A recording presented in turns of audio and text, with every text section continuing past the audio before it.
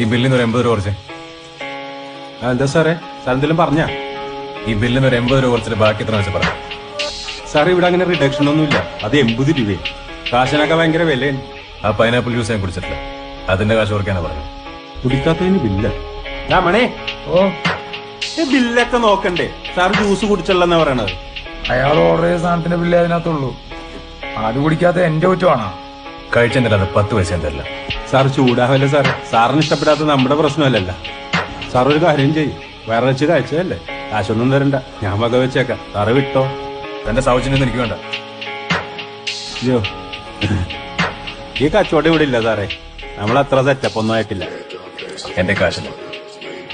മര്യാദക്ക് പോവാൻ പറഞ്ഞാൽ ഇപ്പൊ കളി തുടങ്ങിയ സ്ഥിതിക്ക് കളിച്ചേനെ തീർക്കാ സാറേ. സാറ് കാശ് എടുത്ത് തന്നിട്ട് പോയാമാ. On back for the next day song.